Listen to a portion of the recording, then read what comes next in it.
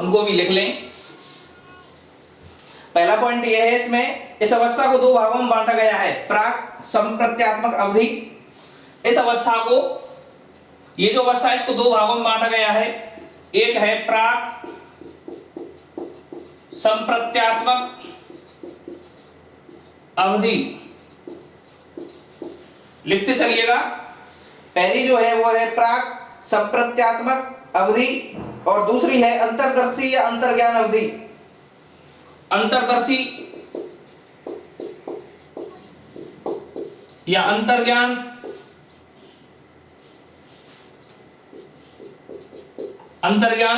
अवधि।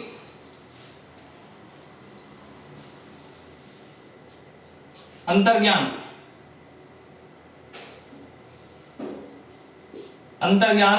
अवधि, अंतर्दर्शी या अंतर्ज्ञान अवधि।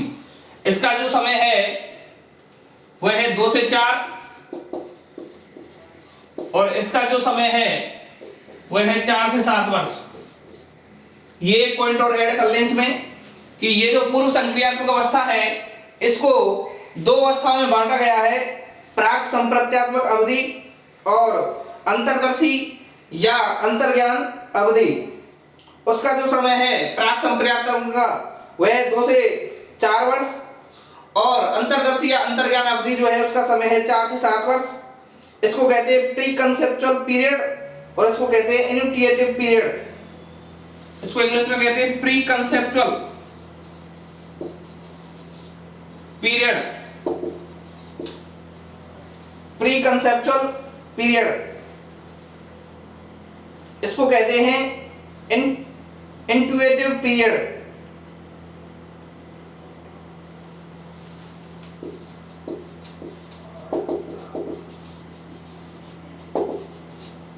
पीरियड। इस तरह से इसको आप दो भागों में डिवाइड कर लें।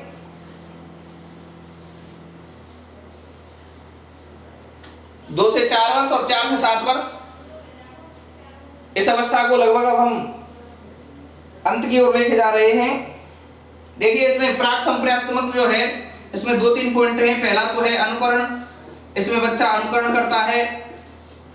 दूसरा इसमें ही जो पॉइंट है वह है जीववाद। जीववाद है इसी के अंतर्गत और इसी में प्रतिमूर्ति निर्माण या प्रतिबिंब रचना, इसी में वह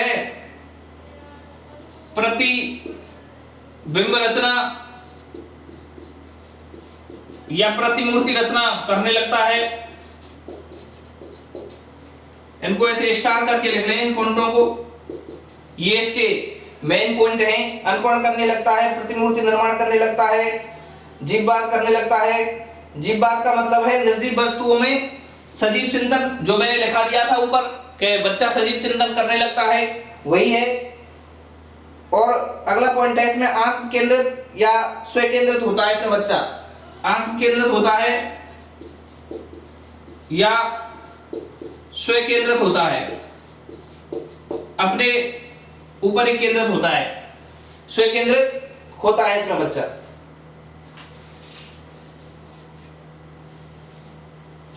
इसमें अंतर्दृष्टि या अंतर्ज्ञान अवस्था जो है इसमें बालक अपने अंदर उठे सभी प्रश्नों के जवाब जानना चाहता है, सभी प्रश्नों के जवाब जानना चाहता है, इसलिए इसे प्रश्न की अवस्था भी कहते हैं।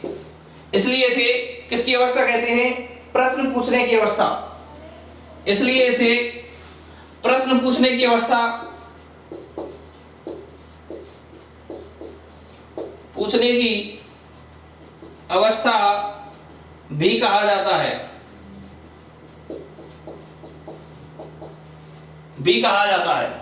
देखिए पूर्व संक्रियात्मक अवस्था 2 से 7 वर्ष। मैं सारी चीजों को फिर दोबारा क्लियर कर दूं। इस अवस्था में बालक ज्ञानेंद्रियों के अतिरिक्त भी सीखने लगता है। इस अवस्था में बालक में भाषा विकास होने लगता है। इस अवस्था में बालक सजीव चिंतन करने लगता है। इस अवस्था में बालक में इरिवर्सिबिलिटी, अनुत्क्रमणीयता पाई जाती है और इसी के कारण इस अवस्था को एपल्टावी अवस्था के नाम से भी जाना जाता है। और इस अवस्था में बालक में विचार बनाने की योग्यता जो है उसका प्रारंभ हो जाता है। इसके बाद में इस अवस्था को दो भागों में बांट दिया, दो अवस्थाओं में, प्राक संप्रत्यात्मक अवधि और अंतर्दर्शी अंतर्ज्ञान अवधि। 2 से 7 वर्ष को दो में बांट दिया, 2 से 4 वर्ष प्राक संप्रत्यात्मक अवधि और 4 से 7 वर्ष अंतर्दर्शी या अंतर्ज्ञान अवधि। प्राक संप्रत्यात्मक में क्या क्या करता है बच्चा? अनुकरण करने लगता है, प्रतिबिंब रचना या प्रतिमूर्ति रचना, जीववाद की भावना, आत्म केंद्रित या स्व केंद्रित होता है। और जीववाद जो है इसी में वो सजीव चिंतन वाली जो बात मैंने कही थी कि सजीव चिंतन करने लगता है, वह इसमें आ जाएगी। इसके अलावा अंतर्दर्शी या अंतर्ज्ञान अवधि जो है, अंतर्दर्शी या अंतर्ज्ञान अवधि जो है वह है 4 से 7 वर्ष। और इसमें बच्चा क्या है कि बालक अपने अंदर उठे हुए सभी प्रश्नों के जवाब जानना चाहता है कि ये क्या है, वो क्या चीज है, सारे के सारे प्रश्नों को जानना चाहता है। इसलिए इसे प्रश्न पूछने की अवधि या अवस्था भी कहा जाता है, क्योंकि 4 से 7 वर्ष का जो बालक है उसके दिमाग में ढेरों प्रश्न होते हैं। ये क्या है, वह क्या है, ये ऐसा क्यों है, सूर्य क्यों उग रहा है इधर से, ये धूप क्यों पड़ रही है, ये क्या हो रहा है। तो बहुत सारे उसके अंदर प्रश्न हैं। ये मोटर गाड़ी किससे चलती है, क्या है। तो सभी प्रश्नों के वो अपने अंदर जितने प्रश्न उठ रहे हैं वो बहुत ज्यादा जिज्ञासु होता है और अपने अंदर उठे हुए प्रश्नों का क्या जानना चाहता है, जवाब चाहता है। तो इसलिए इसको क्या कहा जाता है? प्रश्न पूछने की अवस्था। इस अवस्था में शिशु अक्षर लिखना, गिनती गिनना, वस्तुओं को क्रम से रखना, हल्के भारी का ज्ञान होना, माता पिता की आज्ञा मानना, छोटे मोटे कामों में मदद करना, गुणा भाग जोड़ बाकी, सहज ज्ञान, तर्क वितर्क करने योग्य नहीं होता। इसलिए इसे अतार्किक चिंतन की अवस्था के नाम से भी जाना जाता है।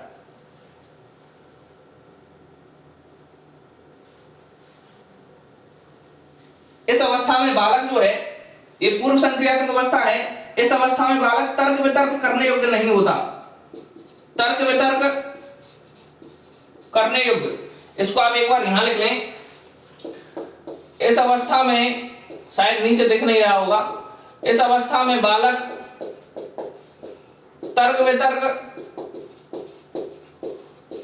करने योग्य नहीं होता, करने योग्य नहीं होता है। इसलिए इसे अतार्किक चिंतन की अवस्था, अतार्किक चिंतन की अवस्था कहा जाता है, चिंतन की अवस्था कहा जाता है।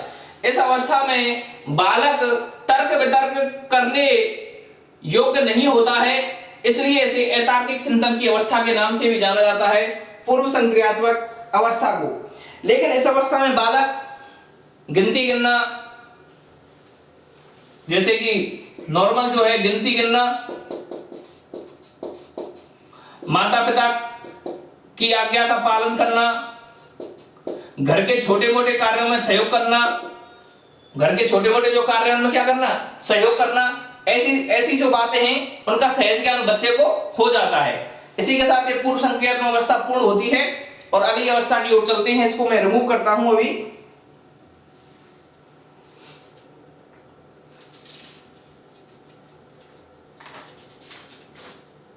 चलिए, जोड़ बाकी और ऐसे सहज ज्ञान भी इस अवस्था में हो जाते हैं, इसको रिमूव कर देता हूं मैं।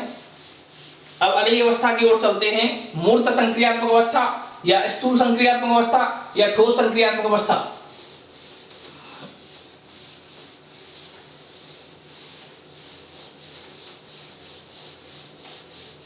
चलिए, तीसरी अवस्था लगाइए, मूर्त या स्थूल या ठोस संक्रियात्मक अवस्था।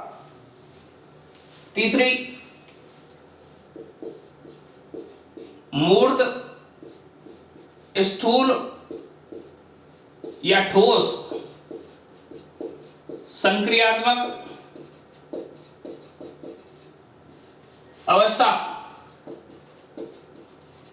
ये लगा लीजिएगा हेडिंग, मूर्त, स्थूल या ठोस संक्रियात्मक अवस्था।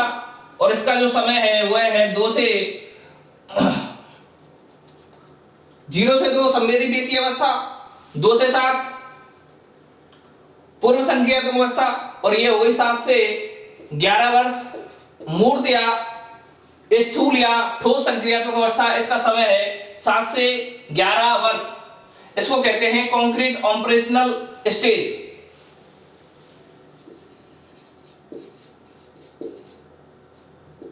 ऑपरेशनल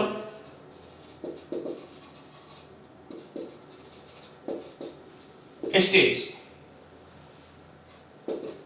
चलिए, मूर्त संक्रियात्मक अवस्था या स्थूल या ठोस संक्रियात्मक अवस्था, इस अवस्था में लिखिए, इस अवस्था में बालक किसी भी विषय को प्रत्यक्ष रूप से सीखता है। इस अवस्था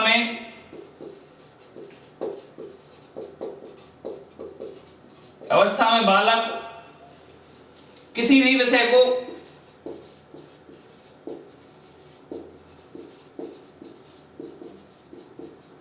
प्रत्यक्ष रूप से सीखता है। प्रत्यक्ष रूप से सीखता है। इस अवस्था में बालक किसी भी विषय को कैसे रूप से प्रत्यक्ष रूप से सीखता है? इस अवस्था में बालक को तुलना करना, गणना करना, इस अवस्था में बालक को तुलना करना,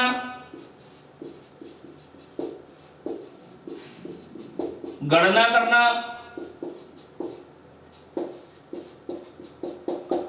समानता असमानता बताना,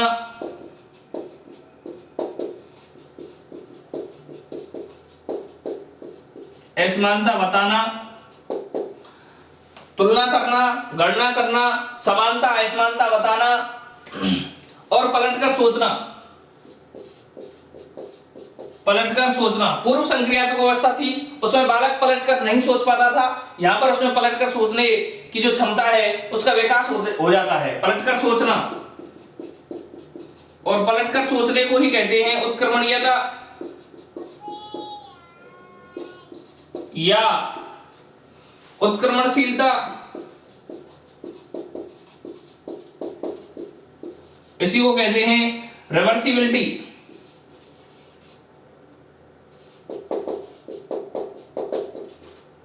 रिवर्सिबिलिटी, पलटकर सोचना, जो रिवर्सिबिलिटी है कि योग्यता का विकास होता है, कि योग्यता का विकास हो जाता है। इसको एक बार नोट कर लें, फिर आगे चलते हैं।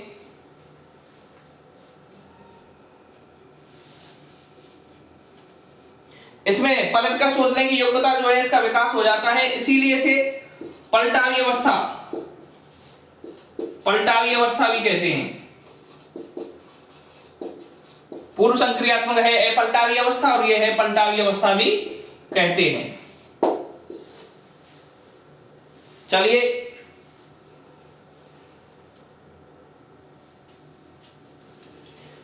इसको मैं रिमूव करता हूं। इसी में एक पॉइंट और है, उसको लिख लें।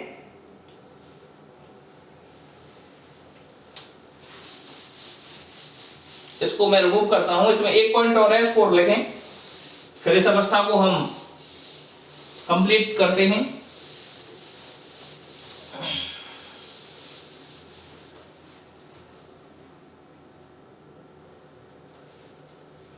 इस अवस्था में मुख्य रूप से, इस अवस्था में मुख्य रूप से 3 संप्रदाय विकसित होते हैं।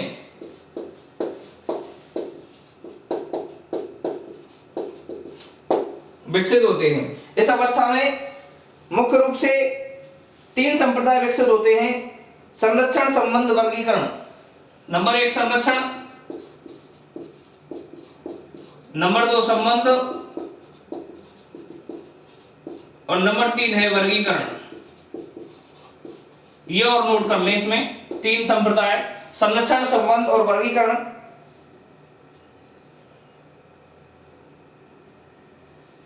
इसको कहते हैं कंजर्वेशन, इसको कहते हैं रिलेशन, इसको कहते हैं क्लासिफिकेशन।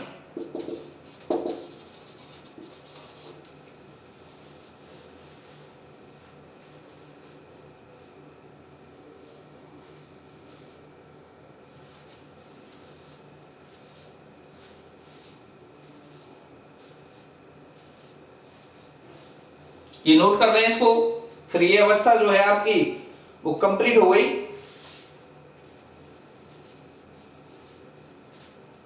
फिर हम अगली अवस्था की ओर चलते हैं।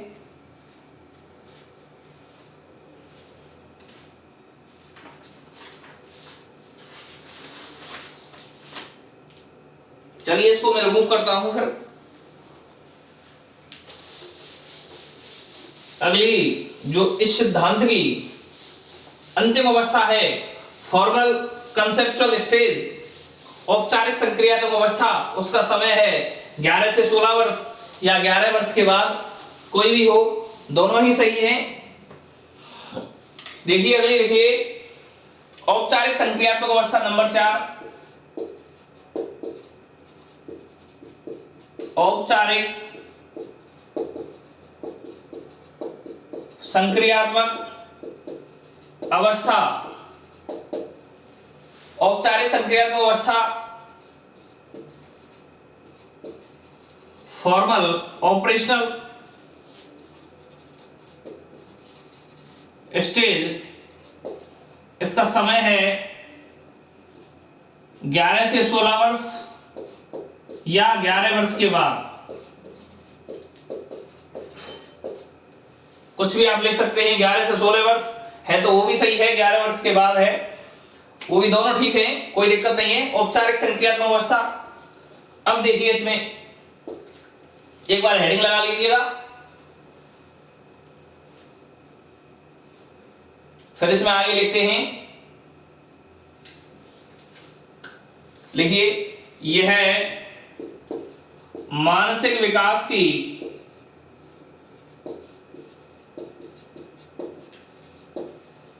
की सर्वोच्च अवस्था है।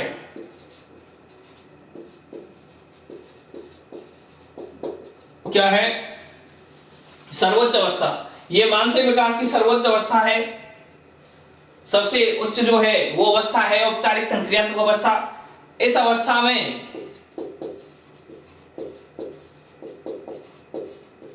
बालक की बुद्धि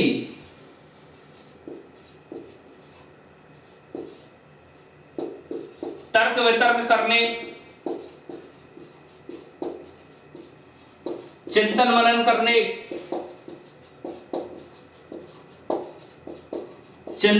करने, जटिल समस्याओं का समाधान करने,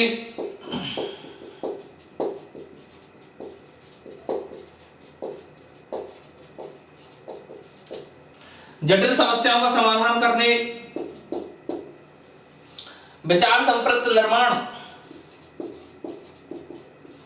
विचार या संप्रत निर्माण यानी कि इसको कहते हैं विचार बनाने की योग्यता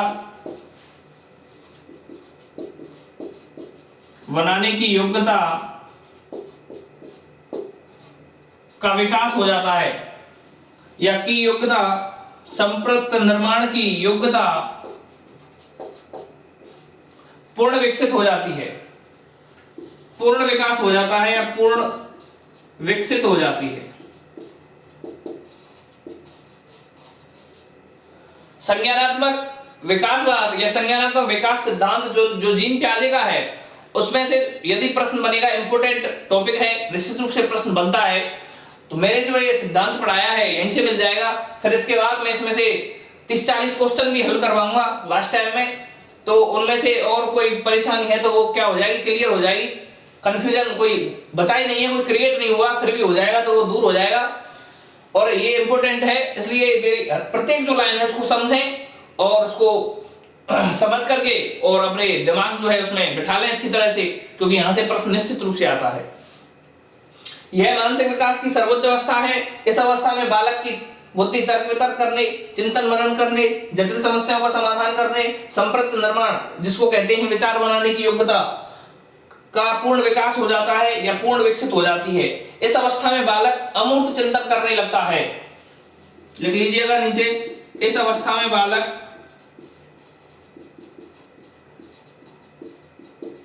बालक अमूर्त चिंतन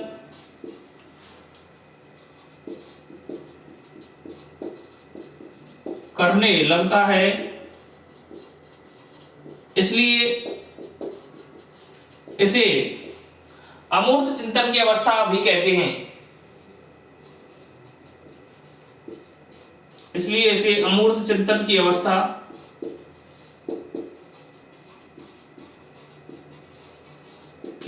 भी कहते हैं।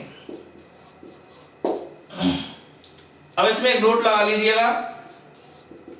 इस सिद्धांत को हम अंतिम चरण में लेकर चल रहे हैं। इसको मैं रिमूव करता हूं, फिर एक नीचे नोट लगाइएगा ताकि ये सिद्धांत पूर्ण हो जाए।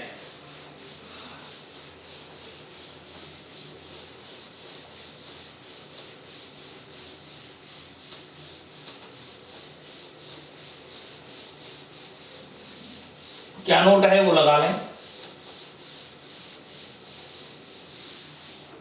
लगाइएगा नोट।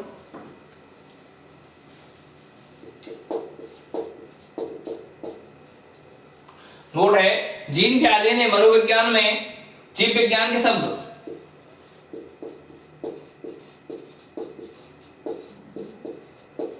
जीन पियाजे ने मनोविज्ञान में जीव विज्ञान के शब्द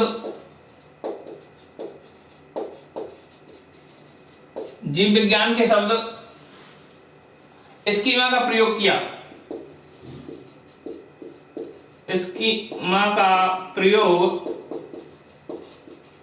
स्कीमा अंडरलाइन कर लें। स्कीमा का प्रयोग किया जिसका अर्थ है किसी भी क्रिया के समानांतर की जाने वाली मानसिक प्रक्रिया,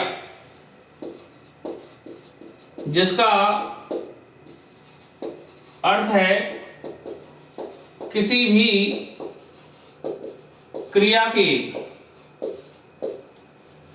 क्रिया के समानांतर की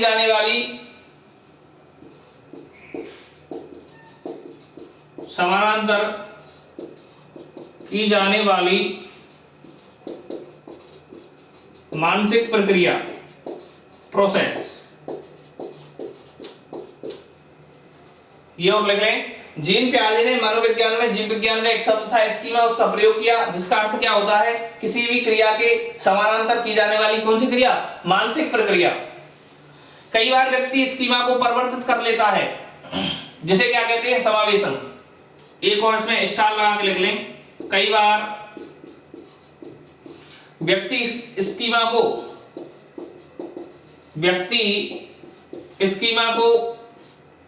परिवर्तित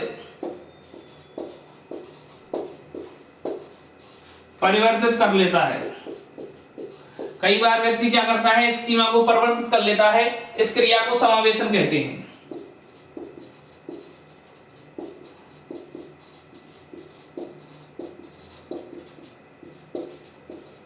समावेशन कहते हैं। ये इसका नोट हो गया कंप्लीट। और इसमें देखिएगा यहां दो परिभाषाएं और लिख लें। परिभाषाएं नंबर 1 है जीन पियाजे की, इंपॉर्टेंट है। जीन पियाजे के अनुसार